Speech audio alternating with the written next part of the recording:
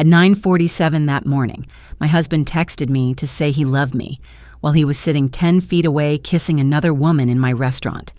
If you had told me that was how my second anniversary would begin, I would have laughed. Not because it was funny, but because some betrayals feel too obscene to be real until they're happening right in front of your eyes. I was standing in the back office of Rosewood Kitchen, the restaurant my grandmother built with her bare hands, wiping flour off the counter and planning a special dinner I thought might save my marriage. The smell of cinnamon and roasted peppers hung in the air, warm and familiar, the kind of smell that used to mean home. I remember thinking, if I just get tonight right, maybe Daniel and I can find our way back to each other. That was the exact moment my phone buzzed. Happy anniversary, babe. Stuck at work. Can't wait to celebrate tonight. Love you. I stared at the screen for a second longer than I should have. Something in me wanted to believe him. After months of distance, late nights, and conversations that felt like walking through fog, I wanted to believe we were still something worth saving. Then I looked up. Through the glass partition that separated my office from the dining room, I saw a navy blazer I knew better than my own reflection.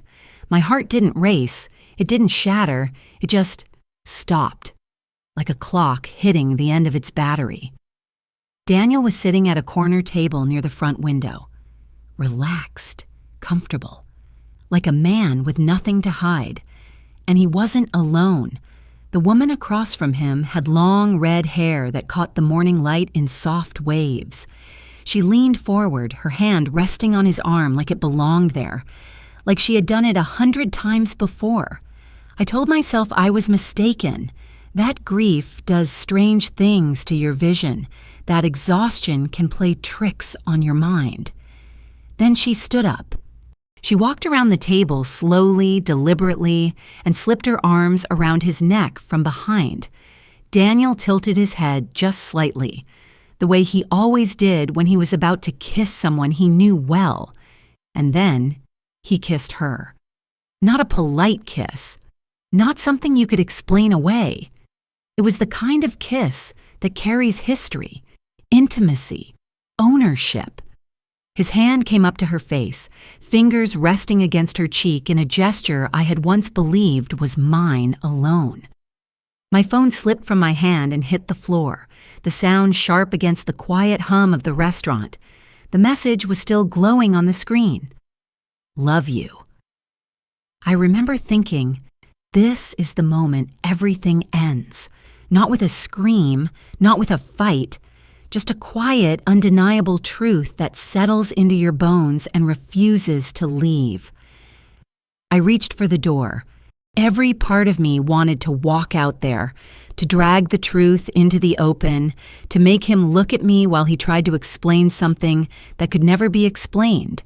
I could already hear my voice in my head, steady but cutting, asking him how long, asking her who she thought she was. My hand touched the handle, and that's when someone grabbed my shoulder. Not hard, not aggressive, just firm enough to stop me. I turned around, my pulse finally catching up with the rest of my body, and found myself staring into a face I hadn't seen in years. Rachel Morgan. She looked older than I remembered, sharper somehow, like life had carved precision into her features. Her dark hair was pulled back, and there was a calm in her eyes that didn't match the chaos exploding inside me. Don't, she said quietly. Her voice wasn't loud, but it carried weight. The kind of weight you only hear in people who have seen things you can't unsee. What are you... My voice broke before I could finish the sentence. Rachel, I know, she said. She didn't even glance toward the dining room. She didn't need to. I've been sitting at the counter for the last 20 minutes. I saw him come in. I saw her kiss him. And I saw your face when you looked up. My chest tightened. Then you know I have to go out there. No, she said again, more firmly this time. You don't. I shook my head, pulling slightly against her grip. He's in my restaurant, with another woman, on our anniversary. You expect me to just stand here? Rachel leaned in closer, her voice dropping to a whisper that somehow felt louder than anything she could have shouted. If you walk out there right now, emotional and unprepared, he will lie to you. He will twist this. And whatever he's really doing. She paused, her eyes locking onto mine. You'll never see it coming. Something in the way she said that made the room feel colder. What do you mean? I asked, my voice barely there. She held my gaze for a long second, then said quietly, "This isn't just an affair." I felt the ground shift under me. "Then what is it?" I whispered. Rachel's expression didn't change, but something in her eyes hardened. "It's the beginning," she said, "and trust me, you haven't even seen the worst part yet." I don't remember leaving the restaurant, but I remember the sound of the rain hitting my windshield like something trying to wake me up. Rachel had pressed a business card into my hand and said, "Go home. Look, don't confront him. Not yet." There was something in her voice that didn't leave room for argument, the kind of certainty that comes from experience you don't want to imagine. So I listened. Maybe not because I trusted her completely, but because something deep inside me knew that whatever I had just witnessed was only a surface crack in something much larger. The drive home should have taken 15 minutes. I made it in 8. My hands were tight on the steering wheel, my breath shallow, my thoughts bouncing between disbelief and something colder, sharper. Not grief, not yet. Something like instinct waking up. Daniel's car was already in the driveway. For a second, I just sat there staring at it. The same car I had helped him pick out. The same car we drove on weekend trips, windows down, music too loud, laughing like we were the kind of couple people envied. It looked exactly the same as it always had. That might have been the most disturbing part. Nothing on the outside had changed, but everything had. I stepped out into the drizzle and walked up to the front door. The house greeted me with silence. Not peaceful silence, the kind that feels staged, like a room waiting for something to happen. "Daniel?" I called out, my voice steady in a way I didn't feel. No answer. I moved through the living room slowly, the throw blanket still folded over the couch, his coffee mug in the sink. A pair of his shoes by the door, slightly crooked like he had kicked them off in a hurry. Everything looked normal. Too normal. I don't know what made me turn toward his office. Maybe it was Rachel's voice echoing in my head. "Look, don't confront him. Not yet." The door was half open. That alone was strange. Daniel was meticulous about his space. His office was always closed, always organized, always off limits in a way that felt subtle but intentional. He used to joke that it was just boring work stuff, spreadsheets, contracts, things I wouldn't care about. I believed him. I stepped inside. The first thing I saw was the paper on his desk. It wasn't hidden. It wasn't tucked away. It was sitting right there in the center, like it had been left out deliberately or forgotten in a rush. Either way, it felt like walking into a trap that had already been set. I moved closer. Petition for dissolution of marriage. My name was there. Emily Carter, listed as respondent. His name, Daniel Carter, listed as petitioner. The document was complete. Every section filled out, every detail accounted for, except one line, my signature. I felt something inside me go very still. No anger, no tears, just a quiet, precise awareness that this wasn't impulsive. This wasn't something he had drafted in a moment of frustration. This was planned, structured, final. I flipped the page. Underneath it was another document, a valuation report, Rosewood Kitchen, $2.8 million. I stared at the number for a long time, not because of what it was worth, but because of what it meant. That restaurant wasn't just a business. It was my grandmother's life. It was my life. It was every early morning, every late night, every sacrifice that had ever meant something, and it was being reduced to a number on a page. I kept going. There was an email printed out beneath the valuation. I recognized the formatting immediately. Professional, clean, corporate. From Michael Grant. Subject: Finalization timeline. Emily, once you secure power of attorney, we can proceed with the transfer immediately. The offer remains firm. Make sure she signs voluntarily to avoid complications. Make sure she signs. My fingers tightened around the paper. Another page, another email. We'll need her in a weakened state before the deadline. Emotional stress works. Health complications are even better. Whatever it takes. I stopped breathing. Health complications. The words echoed in my head, bouncing off memories I hadn't connected before. The nausea, the exhaustion, the mornings I could barely stand in my own kitchen without feeling like the floor was tilting under me. The doctor visits that ended with polite shrugs and vague explanations. Stress, they said. Burnout. You need rest. I had believed them. I had believed everything. I flipped one more page. This time, it wasn't an email. It was a printed screenshot of a text conversation. The contact name at the top made my vision blur for a second before it snapped back into focus. Olivia. My sister. I read the messages slowly, each word landing heavier than the last. Tomorrow is your anniversary with her, right? Yeah, I'll keep her calm. She still thinks we're fixing things. Good. The more stable she feels, the easier this goes. After this is done, it's just us. Seattle, the new place. Everything we talked about, I want that. I want our life. And I want a baby with you. You'll have it. I promise. My hand slipped from the desk. I had to sit down. Not because I was weak, because the weight of it all hit at once. Not just the affair, not just the divorce, not just the plan to take my business, but the future they were building together, using my life as the foundation.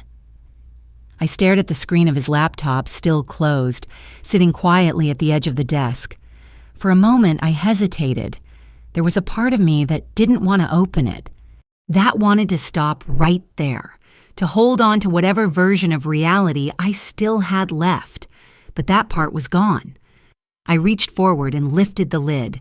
The screen lit up. Password required. My fingers hovered over the keyboard for half a second, then typed automatically.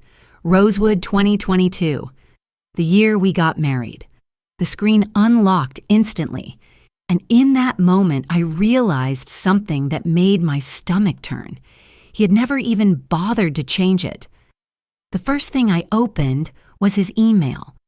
Not because I was calm, but because I knew if I let myself feel everything at once, I wouldn't be able to keep going. I needed facts. Something solid. Something I could hold on to that wasn't just betrayal and shock and the sound of my own heartbeat in my ears. His inbox loaded slowly, hundreds of messages stacked in neat rows, subject lines that looked ordinary at a glance, work updates, vendor contracts, meeting confirmations, the kind of life I thought he lived. I started scrolling. At first, nothing stood out. Then I saw it again. Michael Grant. Subject: Revised timeline. I clicked. The thread opened, stretching back months. October, November, December. Each message more precise than the last, like steps in a plan that had been carefully mapped out long before I had any idea I was part of it. Once you obtain power of attorney, we can close within 72 hours. The funds are ready. Make sure she signs willingly. We don't want any legal disputes. Then a reply from Daniel. Working on it. She's been off lately. Easier to manage. I felt something tighten in my chest. I kept reading. Timeline extended to 90 days. You need to accelerate. Emotional instability is key. If she's physically unwell, even better. Less resistance. Daniel again, under control. She's already struggling. Just need to push a little further. Push a little further. My hands went cold. I could see it now. All of it laid out in plain language like a business transaction. My life reduced to strategy. My body reduced to leverage. I clicked out of the email and opened another folder. Personal. There was only one subfolder inside. Initial M. My stomach dropped. I opened it. Photos, dozens of them. The first one loaded and I almost closed the laptop. Not because I didn't want to see it, but because some part of me still hoped I was wrong. I wasn't. Daniel and Olivia stood together on a beach I recognized instantly. Cannon Beach. The same place he had proposed to me. The same place I had said yes, believing I was stepping into a future built on something real. In the photo, his hand rested on the small of her back, her head tilted toward him, smiling in a way I hadn't seen in years. Comfortable. Certain. I clicked the next image, a hotel room, her hair spread across a white pillow, his face buried against her neck. Another, a restaurant. Her hand wrapped around his, their fingers interlocked like it was the most natural thing in the world. The timestamp sat in the corner of each photo. 18 months. 18 months of lies.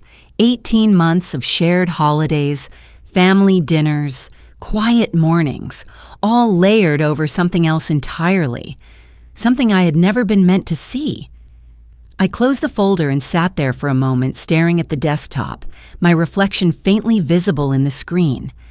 I didn't recognize the woman looking back at me, not because she looked different, but because something inside her had shifted.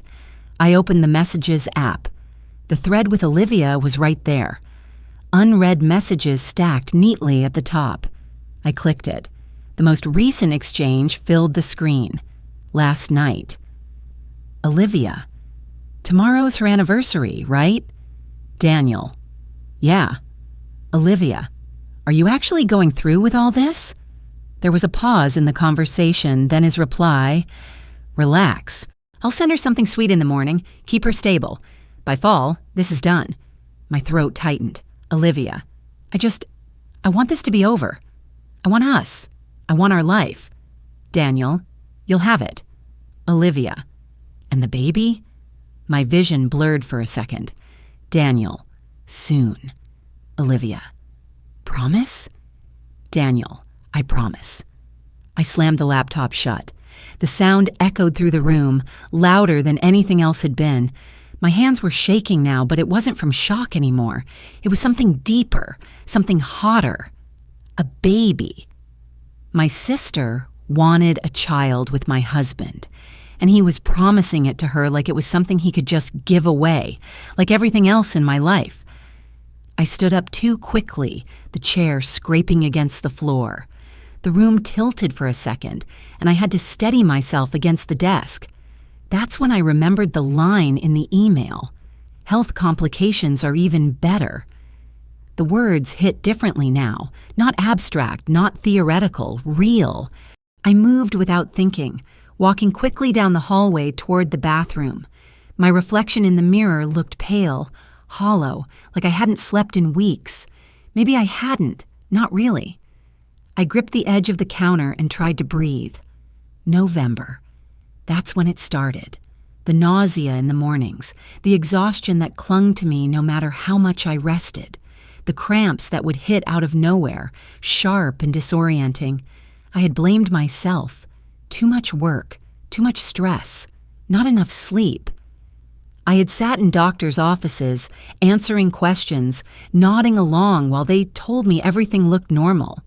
And all along, my gaze shifted. On the counter, half hidden behind a travel bag, was a small brown bottle. I didn't remember seeing it before.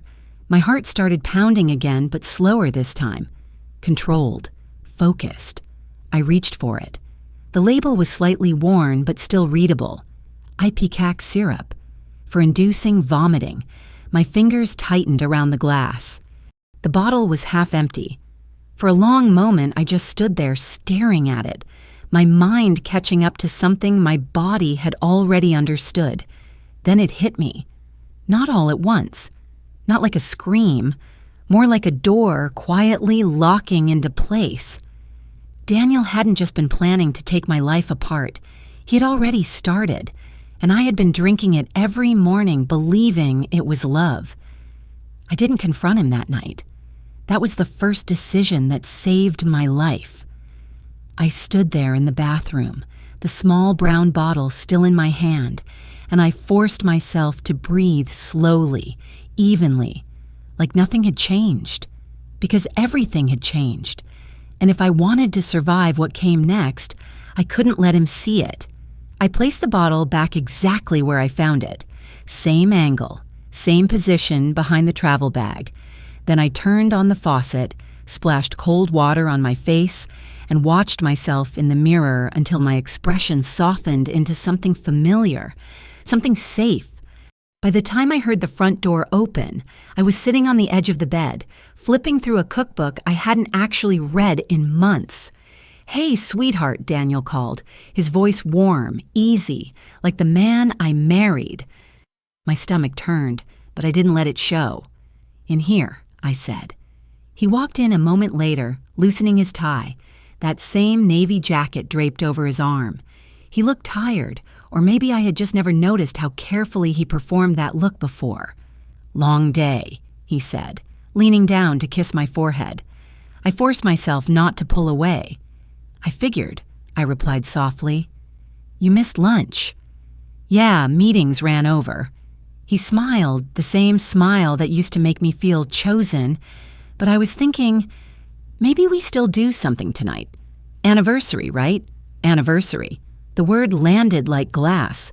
"I'd like that," I said. And for a second, I almost believed my own voice.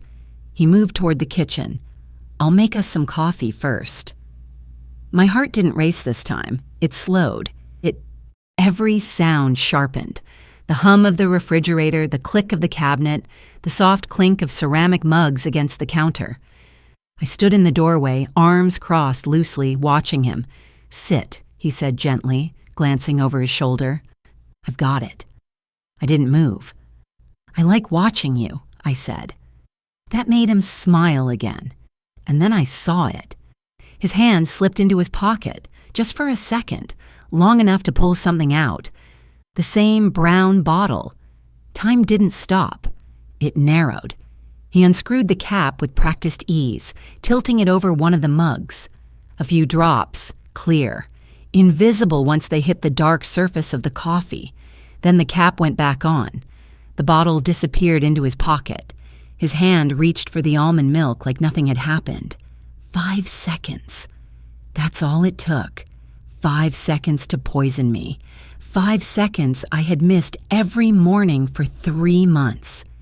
He stirred both mugs, then turned and walked toward me, offering one with a soft smile. "Here you go. Just how you like it." I took it. My fingers brushed his, and I felt nothing. No warmth, no familiarity, just the cold realization that I was standing inches away from someone who had been slowly breaking me down on purpose. "Thank you," I said. I lifted the mug to my lips. The smell hit me first, bitter coffee, and underneath it something faint, chemical, wrong. I let it touch my lips, barely, then lowered it. "Perfect," I said. He leaned against the counter, sipping his own, scrolling through his phone like the moment had already passed. Maybe he was texting her. Maybe he was planning how to finish this. "You okay?" he asked, glancing up. "Just tired," I said. "Didn't sleep well. You've been saying that a lot lately." He set his mug down and stepped closer, reaching up to tuck a strand of hair behind my ear. "Maybe you should take a few days off. Let someone else handle the restaurant. So I'll be weaker. So I'll stop paying attention. So I'll sign whatever you put in front of me."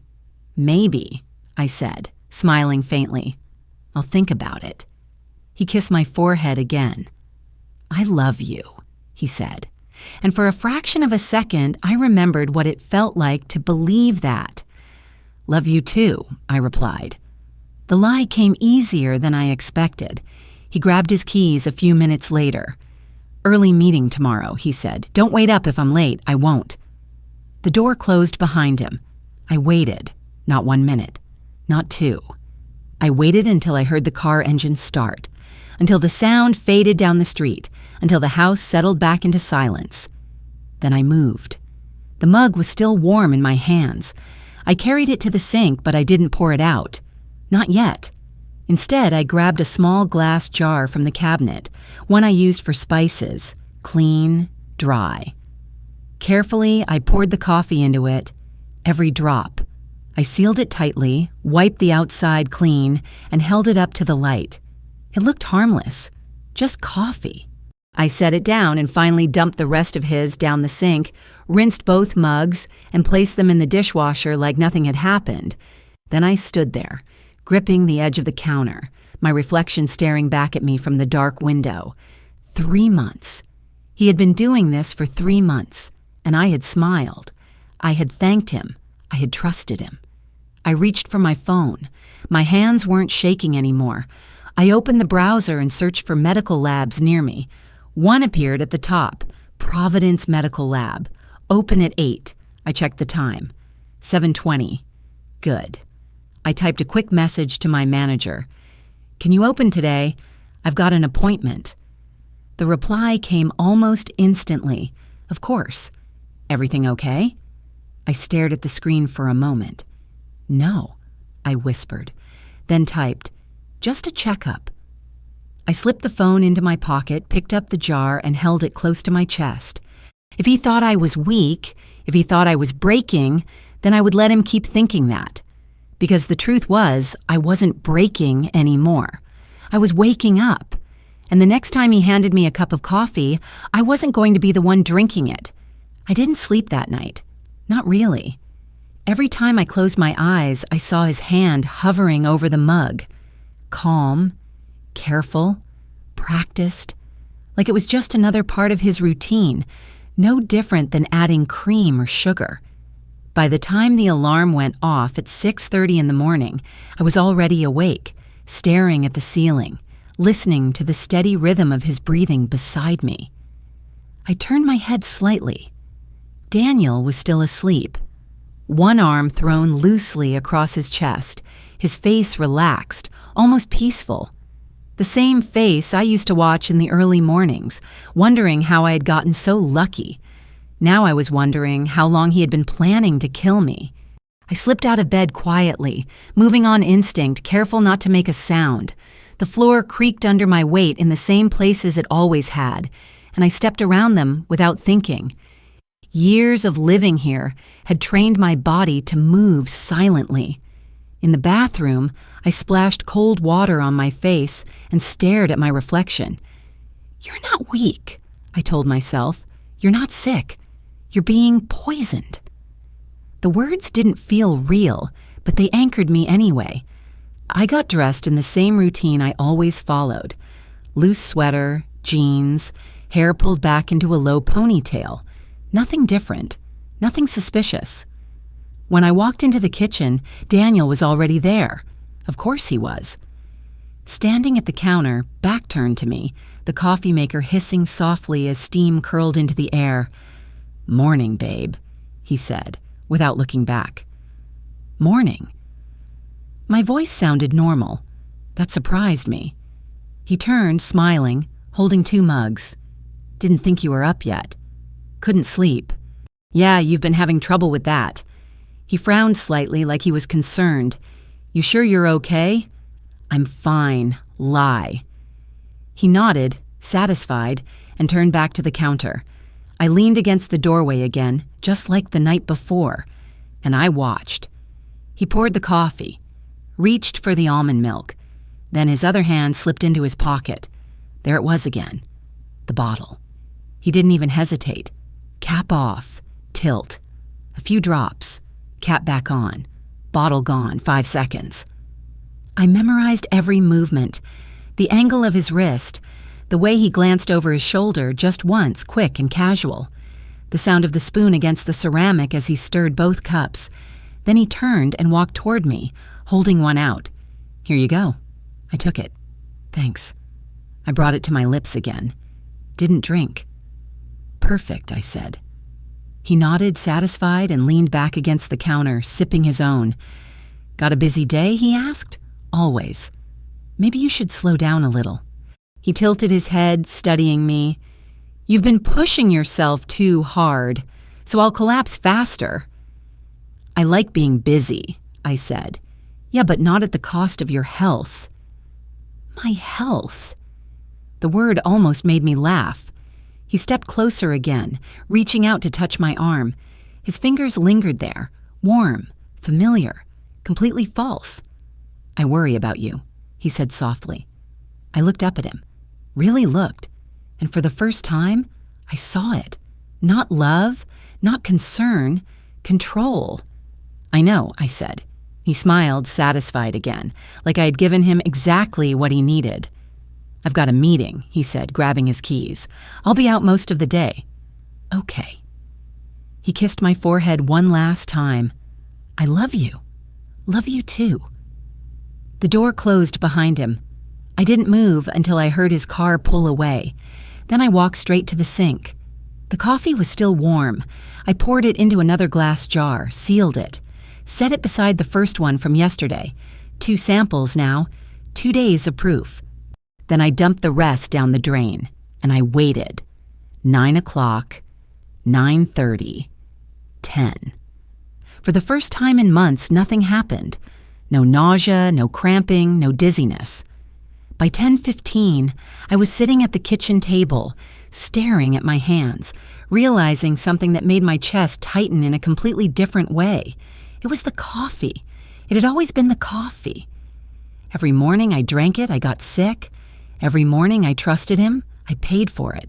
And today, I was fine. The confirmation settled over me slowly, like a weight that didn't crush me this time, but grounded me. He had been poisoning me, deliberately, consistently, for 3 months. I stood up, grabbed my purse, and placed both jars carefully inside, wrapped in a clean kitchen towel so they wouldn't break. Then I picked up my phone. Providence Medical Lab still open. I didn't call. I didn't hesitate. I just grabbed my keys and walked out the door. The air outside was cold, sharp against my skin, but it felt good. Real. Like something I could trust. As I got into the car, I caught my reflection in the rearview mirror. I still looked tired, still looked like someone who had been worn down. But behind that, there was something else now. Clarity, focus. I started the engine. 3 days, I thought. That's what the lab would probably say. 3 days to confirm what I already knew. 3 days before I had proof. Real proof. The kind that didn't disappear when someone smiled at you and told you everything was fine. I pulled out of the driveway, my hands steady on the wheel. Daniel thought I was getting weaker, thought I was breaking down, thought I was exactly where he needed me to be. He was wrong, because for the first time in 3 months, I wasn't the one being controlled anymore. I was the one collecting evidence. I sat in the parking lot for 5 minutes before I went inside. Not because I was afraid of the test, but because once I handed that jar over, everything would become real in a way I couldn't take back. Up until now, it was suspicion, observation, instinct. But this would be proof, and proof changes everything. I grabbed my purse, stepped out of the car, and walked toward the glass doors of the lab. The air smelled faintly of antiseptic the moment I stepped inside, clean and sterile in a way that made my stomach turn, even though, for once, I didn't feel sick. A receptionist looked up. "Good morning. How can I help you?" "I need a toxicology test," I said, keeping my voice steady, "on a beverage sample." Her smile flickered just slightly. "Okay, 1 moment." She picked up the phone, spoke quietly, then nodded. "Have a seat. Someone will be with you shortly." I sat down, my purse resting in my lap, both hands gripping it tighter than I realized. Around me, people waited quietly. An older man reading a newspaper, a woman scrolling through her phone, a young couple whispering to each other. Normal lives, normal problems. I wondered how many of them had any idea how easily someone you trust could turn your entire life into something unrecognizable. Mrs. Carter? I looked up. A woman in a white coat stood in the doorway, mid-40s maybe, composed, observant. "I'm Dr. Bennett. Come with me." I followed her down a narrow hallway into a small exam room. She gestured for me to sit, then closed the door behind her. "So," she said gently, taking a seat across from me, "you're requesting a toxicology screen. Can you tell me what you're concerned about?" I reached into my purse and pulled out one of the jars, placing it carefully on the desk between us. "I need to know if there's anything in this," I said, "anything that shouldn't be." She picked up the jar, holding it up to the light, studying it. "And where did this come from?" "My husband made it for me yesterday morning." Her eyes flicked up to mine. "And you're concerned because I've been sick," I said. The words came faster now, like they had been waiting for months. Nausea, vomiting, exhaustion. Doctors ran tests, said everything was normal. But yesterday, I didn't drink this, and today, I feel fine. Dr. Bennett set the jar down slowly. "Do you feel safe at home?" she asked. The question hung in the air. I hesitated. "Not anymore," I said. She nodded, her expression shifting, more focused now. "Okay, we can run a full toxicology panel. It will screen for a wide range of substances. Prescription drugs, over-the-counter compounds, toxins. How long? 72 hours, 3 days. And the results, will they hold up legally?" She didn't hesitate. "Yes, our lab is certified. If there's something in this, it will be documented properly." "Good. That's what I need," I said. She studied me for a moment longer. "If someone is intentionally poisoning you, this is serious. You should consider contacting law enforcement." "I will," I said. "But not yet." She didn't argue, just nodded again. "Okay, we'll process this immediately." I pulled out my wallet, handed over my card. "I'll pay out of pocket." She glanced at me. "We can bill insurance." "I'd rather not." Another pause. Then she took the card without question. "We'll call you as soon as the results are ready," she said, handing me a receipt. "If anything changes, if you feel unsafe, you need to call for help immediately." "I understand." She walked me back to the front, her hand briefly touching my shoulder. "Take care of yourself," she said. I nodded, then stepped outside. The air felt colder now, sharper. I sat in my car again, hands resting on the steering wheel, the absence of the jar in my purse feeling strangely significant, like I had just handed over a piece of my reality to someone else to confirm. 72 hours. I started the engine and pulled out of the lot, heading back toward the restaurant. For the first time in months, my body felt clear. No nausea creeping up my throat, no dull ache in my stomach, no heaviness dragging me down. It had always been the coffee. The realization hit me again, deeper this time. He had been winning. Slowly, quietly. Every day I got weaker, more exhausted, more willing to let things slide, to stop questioning, to stop fighting. But now I could see it. Every piece of it. The emails, the photos, the poison, and whatever came next. Because there was always something else with men like him. Something bigger. Something worse. I pulled into the parking lot of the restaurant and turned off the engine, staring through the windshield at the familiar building that suddenly felt like the only place in my life that was still mine. "I'm not weak," I whispered. "Not anymore." I reached for my phone, scrolling through my contacts until I found a name I hadn't called in years. Claire Morgan, high school friend, now a detective. My thumb hovered over the screen. Not yet. I needed the results first. Needed everything lined up. Because if I was going to do this, I wasn't going to do it halfway. I slipped the phone back into my pocket and stepped out of the car. 72 hours. That's all I needed. And then I was going to stop him. The call came on Monday afternoon. I was in the kitchen, halfway through prepping for dinner service, when my phone buzzed in my apron pocket. Unknown number, Portland area code. My hands stilled. I wiped them on a towel and stepped into the back office before answering. Hello? Mrs. Carter, this is Dr. Bennett from Providence Medical Lab.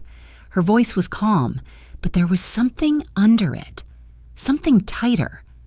My chest tightened with it. Yes, I have your results. I'd prefer to discuss them in person. Can you come in today? The room felt smaller. Did you find something? A pause. Yes. That was all she said. I'll be there, I replied. I didn't hang up right away. Just stood there for a second, phone still pressed to my ear, listening to the silence on the other end. Then I moved. I told my manager I had an emergency. Didn't explain, didn't need to. Grabbed my coat, my keys, and was in the car before I could let myself think too much. The drive felt longer than it was. Every red light stretched. Every second dragged. By the time I pulled into the lot, my hands were steady again, not calm, focused. Dr. Bennett was waiting for me in the same room. A manila folder sat on the desk between us. She didn't waste time. Zoe, she said gently, the results came back this morning. I double-checked them with the lab before calling you. She opened the folder and slid the report toward me. Take a look. I didn't understand most of what I was seeing. Chemical names, numbers, concentrations. But one line was highlighted. Ipecac syrup detected. 15 milliliters per standard serving. My vision narrowed. Ipecac, I said quietly. Yes, she replied. It's used to induce vomiting. It's no longer commonly recommended because of the risks if misused. How dangerous is it? She leaned forward slightly. At that concentration, it wouldn't kill you immediately, but taken daily over time, it causes exactly what you described. Chronic nausea, vomiting, dehydration, weakness. It can lead to serious complications if it continues long enough. How long? If administered consistently for several months, it can cause lasting damage. Several months. 3 months. It matched perfectly. This wasn't accidental, she added, her voice firm now. This was deliberate. I stared at the paper. Not because I needed convincing, but because seeing it in black and white made something inside me settle into place. This is real. This is happening. He's been poisoning me, I said. Yes. The word landed softly, but it echoed. You need to go to the police, she said, immediately. I shook my head. Not yet. Her expression tightened. Zoe, this is serious. If he's willing to do this, he could escalate. I know, I said, but I need more. More than this? Yes. I tapped the report. This proves there was poison. It doesn't prove he put it there. She held my gaze. And you think he'll deny it? He will, and he'll make me look unstable, sick, emotional. I exhaled slowly. He's already been doing that. She leaned back, studying me. What are you planning? I'm going to catch him, I said. Not angry, not loud, just certain, with evidence he can't explain away. There was a long silence. Then she nodded slowly. All right, she said, but you need to be careful. If he suspects anything, he won't, I cut in quietly. He thinks I'm getting weaker. Her eyes softened just a little. Then don't give him a reason to think otherwise. She wrote something on the back of her card and handed it to me. That's my direct number. If anything changes, if you feel unsafe, you call me. Or call emergency services. I will. I folded the report carefully, slid it into my purse, and stood. The weight of it felt heavier than the glass jars had, because this wasn't suspicion anymore. This was evidence. I walked out of the lab into the cold afternoon air and stopped beside my car, breathing slowly. He poisoned me. Every morning, every smile, every I love you. Poison. I got in the car but didn't start it right away. Instead, I pulled out my phone, scrolled, found the name, Claire Morgan. My finger hovered for a second. Then I pressed call. She picked up on the third ring. Claire. Zoe? Surprise. Then concern. Hey, it's been a while. Everything okay? No, I said. Silence. Then her tone shifted instantly. Professional. Sharp. What's going on? I need your help. What kind of help? I looked down at the lab report in my hand, the kind that puts someone in prison. Another pause. Start talking. I leaned back in the seat, my grip tightening around the phone. My husband has been poisoning me for 3 months, I said, and I have proof. The silence on the other end wasn't hesitation this time. It was calculation. Where are you? She asked. Providence Medical Lab parking lot. Stay there, she said immediately. I'm on my way. The line went dead. I stared at my reflection in the rearview mirror. Same face, same eyes. But something behind them had changed completely. 3 days ago, I was confused. 2 days ago, I was suspicious. Yesterday, I was certain. Today, I had proof. And now, I had someone who knew how to use it. I started the engine, but I didn't drive away. I waited. Because for the first time since all of this started, I wasn't alone anymore. And neither was he. Claire didn't hug me when she arrived. She didn't ask if I was okay either. She walked straight up to my car, opened the passenger door, and slid in like she was stepping into a case, not a reunion. Show me, she said. I handed her the report. She read it once, then again, slower the second time, her jaw tightening just slightly as she reached the highlighted line. Ipecac, she muttered. Daily exposure at this level. She exhaled. Jesus, Zoe. I didn't say anything. I didn't need to. She looked up at me. How long? 3 months. Her eyes darkened. And you're sure it's him? I nodded. I saw him do it twice. That changed something. Her posture shifted, more focused now. Walk me through it, she said. So I did. The coffee, the bottle, the emails, Olivia, the photos. Every piece laid out one after another, no longer just a story in my head, but a sequence of facts. Claire didn't interrupt. She just listened, occasionally asking a precise question that forced me to be clearer, sharper. When I finished, she leaned back in the seat and looked out the windshield for a moment. Then she turned back to me. You've got a strong foundation, she said, but it's not enough yet. I felt something tighten in my chest. What do you mean? This proves there was poison, she said, tapping the report. It doesn't prove he administered it, not in a way that holds up cleanly in court. I saw him, and right now, that's your word against his. I clenched my jaw. So what do I need? Her answer came without hesitation. Direct evidence. What kind? Video, audio. Something that shows him doing it or admitting it. Something a defense attorney can't twist. I stared at her. So I go back into that house and just wait for him to poison me again? No, she said immediately. You don't drink anything he gives you again. Ever. Then how do I catch him? Claire leaned forward slightly, her voice lowering. We set a trap. The words hung there between us. What kind of trap? I asked. The kind where he thinks he's still in control.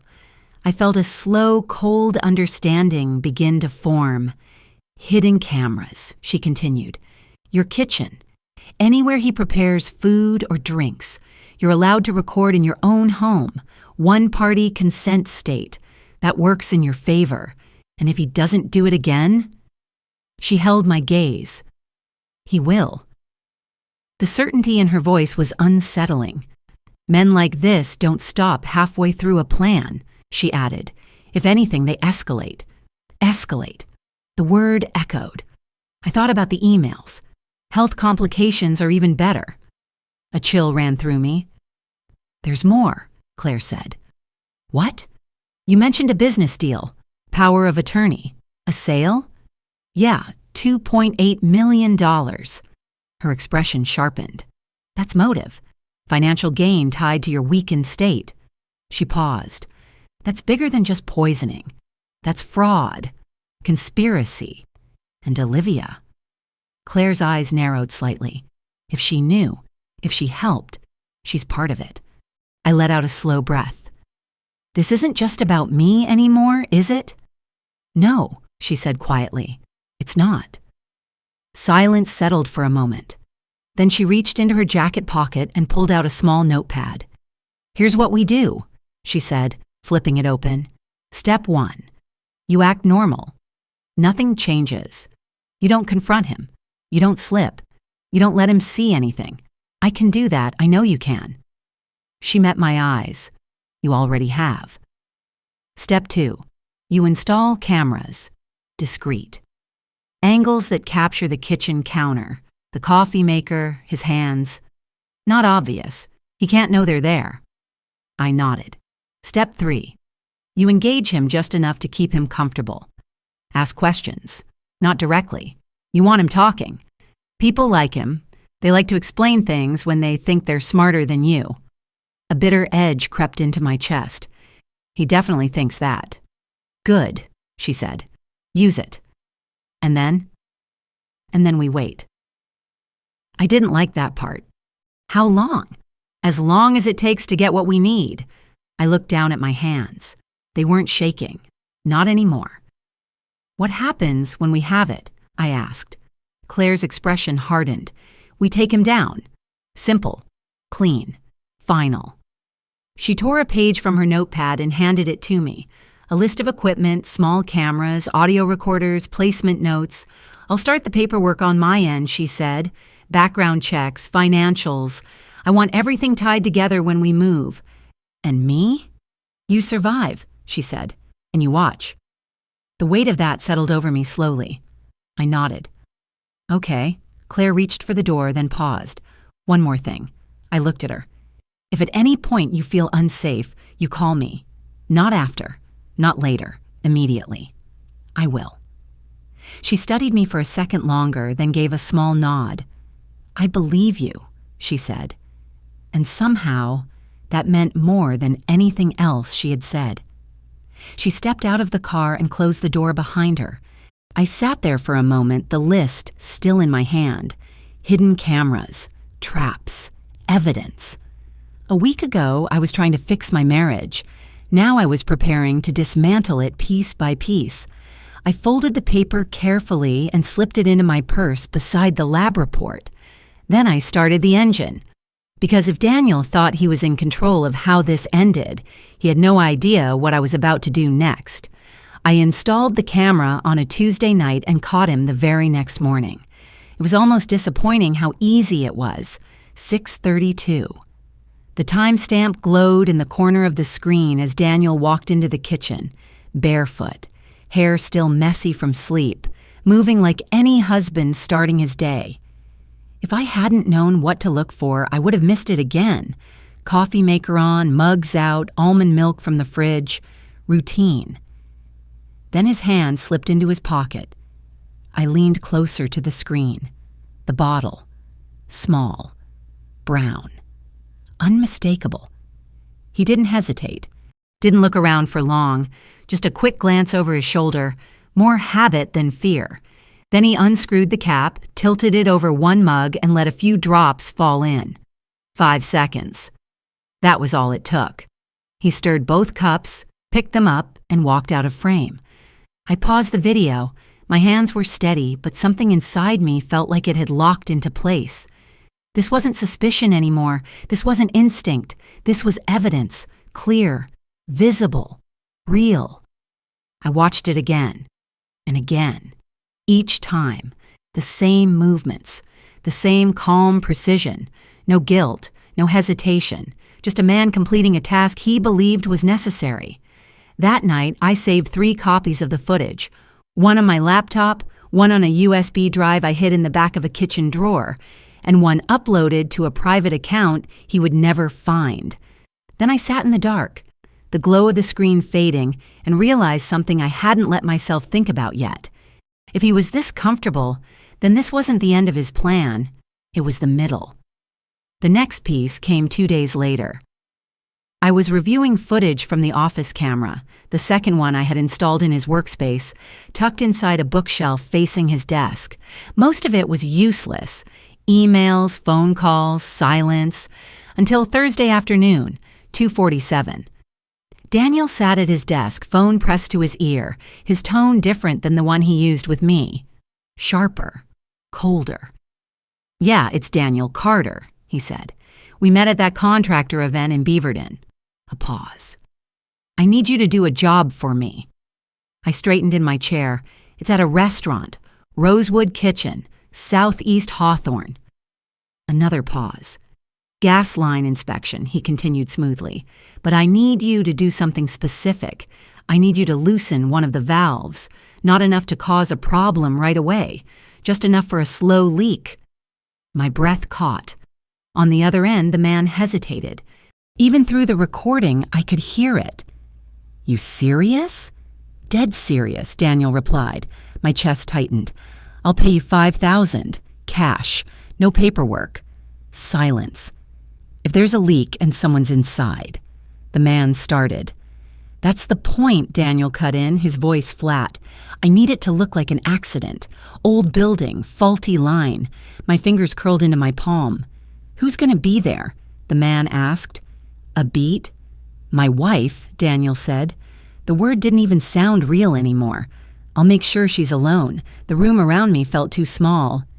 "You've got until March 15th to decide," he added. "After that, I'll find someone else." The call ended. Daniel set the phone down, leaned back in his chair, and went right back to typing like he hadn't just arranged my death. I stared at the screen. Once, twice, 3 times. Each replay hit harder than the last. He wasn't just poisoning me, he was planning to kill me.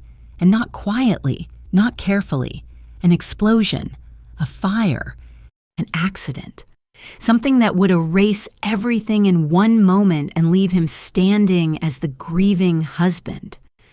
I closed the laptop slowly. My hands weren't shaking. That surprised me more than anything. I stood up, walked to the bathroom, and turned on the light. The woman staring back at me looked pale, tired, but there was something new behind her eyes.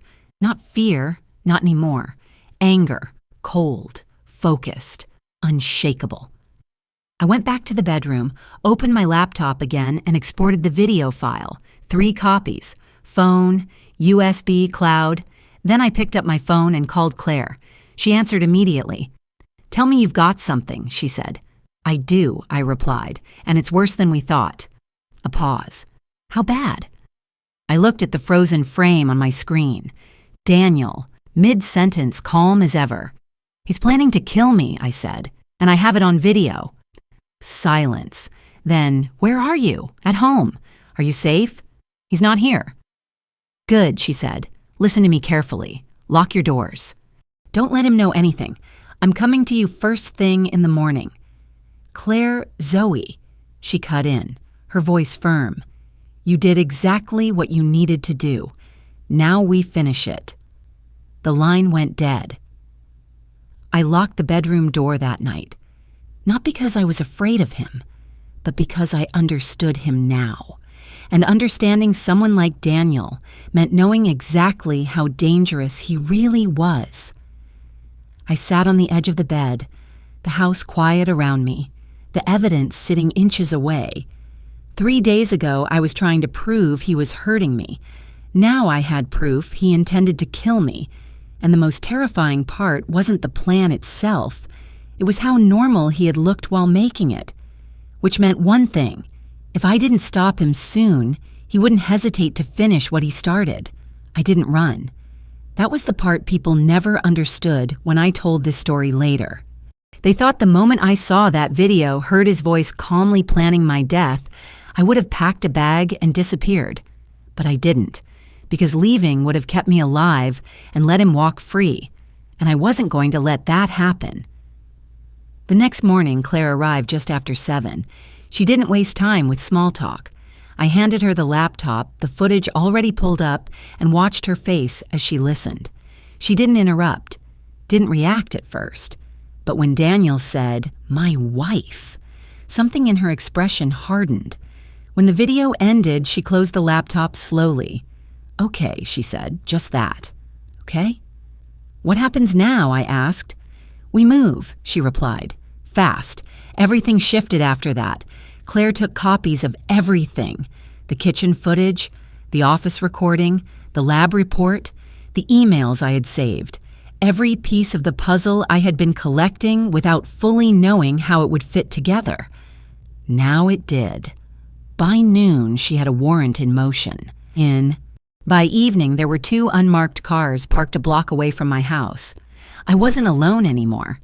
That night, I cooked dinner like nothing had changed. Daniel came home late, smiling, loosening his tie, kissing my forehead like he always did. I played my part. I asked about his day. I laughed in the right places. I let him believe everything was still under control. Because it had to look that way. Because if he sensed anything, even for a second, the plan would collapse. And this time, I wasn't the one taking that risk. "Big day tomorrow," he said casually, pouring himself a drink. "Yeah?" I asked, keeping my tone light, thinking about making some decisions, moving things forward. I knew what that meant. The sale, the transfer. The moment he thought he would finally take everything. "That sounds good," I said. He smiled at me, satisfied. "You've been doing better lately," he added, "health-wise." I met his eyes. "I feel better," I said truthfully, because I hadn't touched his coffee in days. "Good," he said. "I like seeing you like this. Control." That was all it ever was. The next morning, everything came together, 6:32. Same routine, same kitchen, same coffee. Claire's team was already in position. Unmarked cars, warrant signed, officers waiting for the signal. I stood in the doorway watching him. Coffee maker on, mugs out. His hand slipped into his pocket. The bottle appeared. He tilted it over the mug. And that was it. That was the moment. "Now," I said quietly. I didn't shout, didn't move, but it was enough. The front door opened seconds later. 2 officers stepped in. "Daniel Carter," one of them said, voice clear, controlled. "Put your hands where we can see them." He froze. The bottle slipped from his fingers, hitting the counter with a soft, hollow sound. For a second, he looked confused. Then he looked at me. Really looked. And I saw it. The realization. "You," he said, not angry. "Not yet, just stunned." I didn't answer. Claire stepped in behind the officers, badge visible now. "You are under arrest for attempted murder, assault, and conspiracy to commit fraud," she said. His expression changed. Fast. "This is insane," he snapped. "You don't have anything." Claire nodded toward the kitchen. "We have everything." The officer moved in, cuffing him. He didn't fight. Not physically, but his eyes never left mine. "You think you've won?" he said quietly as they led him toward the door. I held his gaze. "You lost the moment you thought I was weak," I replied, and for the first time, he didn't have an answer. The door closed behind him. Just like that. 3 months of poison, 18 months of lies, an entire plan built on control and deception, ended in less than 30 seconds. The house felt different after he was gone. Quieter, cleaner, like something heavy had finally lifted. I stood there for a long moment, staring at the counter where the bottle had fallen. Claire stepped beside me. "You did exactly what you needed to do," she said. I nodded, not because I felt victorious, but because I felt free. Weeks later, I would sit in a courtroom and watch him try to explain it all away. Months later, I would hear the sentence. Years later, I would still remember the sound of that bottle hitting the counter. But what stayed with me the most wasn't the betrayal. It was the moment I chose not to break. Because revenge wasn't about destroying him. It was about refusing to let him destroy me. And if you've ever been in a place where someone you trusted turned into someone you didn't recognize, remember this. You are not as powerless as they want you to believe.